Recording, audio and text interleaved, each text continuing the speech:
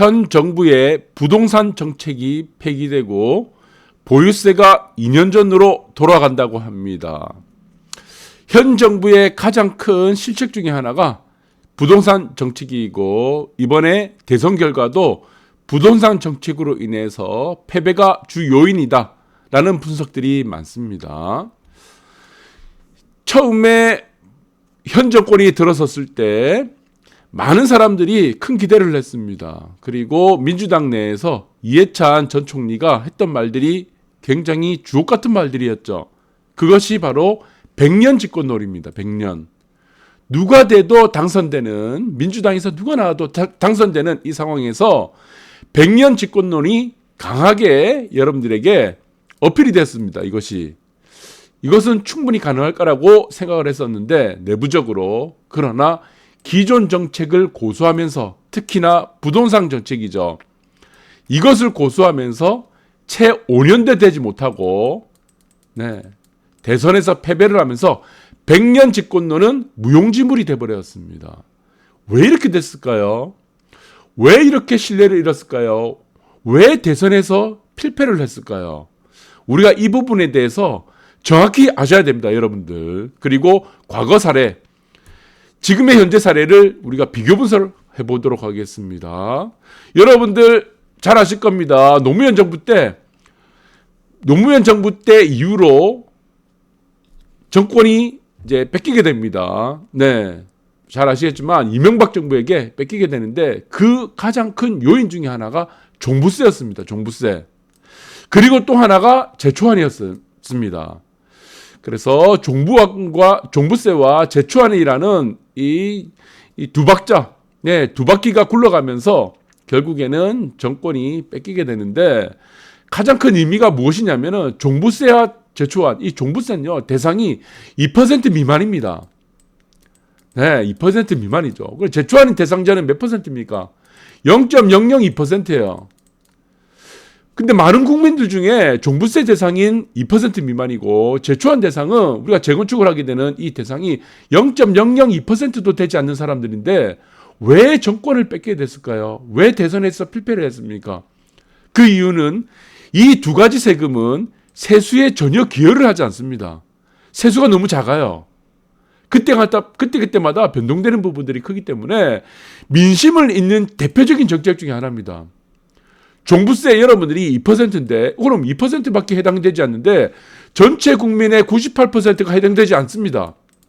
근데 왜 이 부분들이 세수에 전혀 기여하지 않으면서 민심을 잃었을까요? 대부분의 사람들은 내가 부자가 되고 싶어하는 희망사항이 있습니다. 내가 성공하고 싶어하는 희망사항이 있는데 언젠가는 나도 98% 사람들 중에 언젠가는 나도 종부세 대상이 될 수 있다는 이 불안감이죠. 그리고 내가 살고 있는 아파트, 여러분들이 언젠가는 이것이 노후 아파트가 될 수 있습니다. 누구나 다 마찬가지죠. 노후 아파트 기준이 뭡니까? 노후 건물 기준, 노후 불량 건물이 30년 기준입니다. 내가 잘 살고 있는데 언젠가는 되겠죠. 나도 포함이 되겠죠. 이 불안감입니다.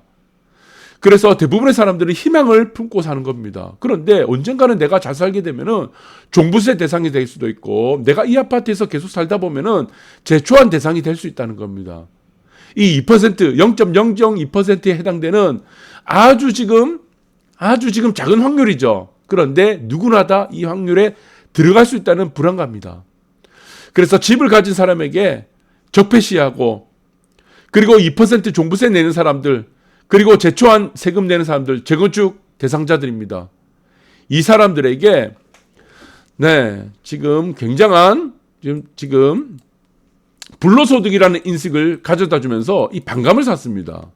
이 부분들이 세수에는 전혀 기여하지 않으면서 민심을 잃는 정책 중에 대표적인 것이었다라고 보시면 될 것 같아요. 이것이 노무현 정부 때도 이후로 필패를 하게 되고 대선에서 지금 문재인 정부 이후로 대선에도 필패를 하게 되는 대표적인 이유들 중에 하나가 이것이 바로 종부세와 제초안 세금입니다. 재건축 초과이익 이렇게 보시면 될 것 같아요. 그래서 민주당 당내에서도 많은 비판이 일었습니다. 무엇입니까?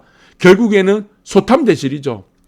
작은 것을 쫓아서 작은 것을 쫓죠. 2%도 안 되는 사람들한테 세금 매겨서 0.002%의 세금 세금 부과 대상자들에게 세수에 전혀 도움이 되지 않는 이것들을 쫓아서 작은 것을 얻기 위해서 큰 것을 잃었습니다. 큰 것이 뭡니까? 대선 패배죠. 그래서 결국에는 종부세 제초한 이러한 소탐대실 작은 것을 하나 얻고 큰 것을 잃었다. 대선 패배. 이것이 요지입니다. 이것이 만들어내는 것이 무엇입니까? 100년 집권을 단 5년 만에 무너뜨리는 계기가 됐습니다. 그래서 세금 이거 굉장히 무섭습니다. 여러분들. 세금 함부로 올리게 되면은 이런 꼴이 납니다.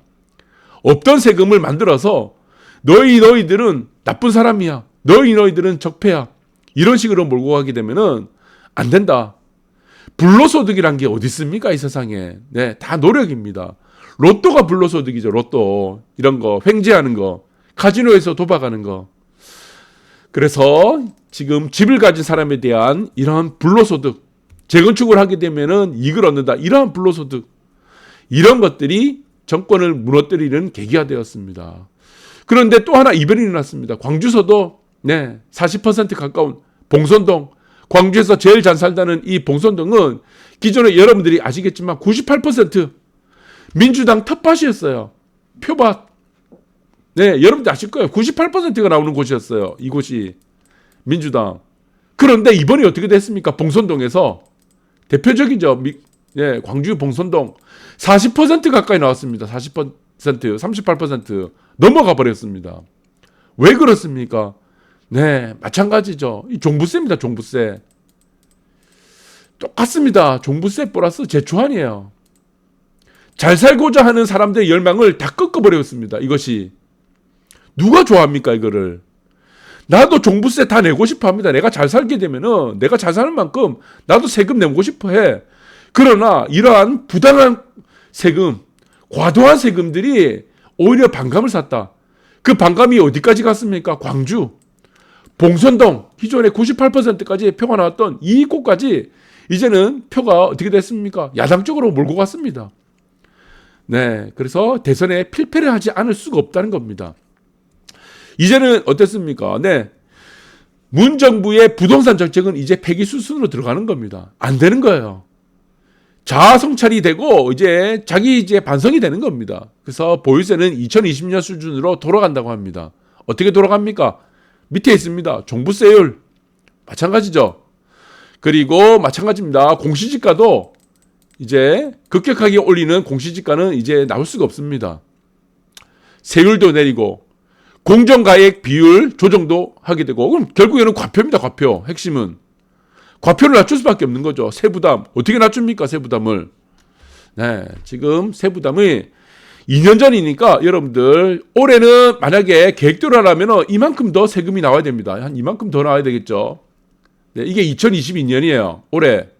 그런데 이것을 2020년 수준으로 돌아간다고 합니다. 그러면은 종부세 대상자들 상당 부분 보유세, 특히 재산세 상당 부분 낮춰지게 되는 겁니다. 누가 이걸 싫어하겠습니까? 다 좋아할 수밖에 없는 거죠. 부당한 세금이었으니까. 그렇습니다. 이런 부분들이 실전 사례를 한번 보도록 하겠습니다. 우리가 지금 마포의 대장, 마포 레미안 프리지오 사례를 보게 되면은 2022년 기준으로 보시면은 우리가 과표상 우리가 봤을 때 세액이 어떻게 됩니까? 세수가 세금이 보시면은 보유세가 총 662만 원입니다. 662만 1,540원이에요. 그런데 이거를 어떻게 돌리겠다는 겁니까? 2020년 수준으로. 그러니까 343만 원, 결국에 50%가 세금이 줄어든다는 겁니다. 이것을 싫어하는 사람들은 아무도 없다는 겁니다. 왜? 애초에 이 세금은 자체가 부당하기 때문입니다. 부당하기 때문에 환영할 수밖에 없다는 겁니다. 그래서 우리는 이러한 부당한 세금에 대해서 저항을 해야 되겠죠. 네, 이 조세 저항이라고 합니다. 그런데 정부가 정말 신경 써야 될 것이 무엇입니까? 이것은 지금 이러한 세금을 쥐어짜가지고 국민들을 괴롭히는 이러한 것들이 아닙니다. 우리가 정부가 정말 신경 써야 될 것은 이겁니다. 2026년이 되면은 국가 부채 비율이 지금 OECD 비기축 통화국 중에 3위라고 합니다. 엄청난 거죠. 지금 정부가 가장 신경 써야 될 거는 국가 부채예요.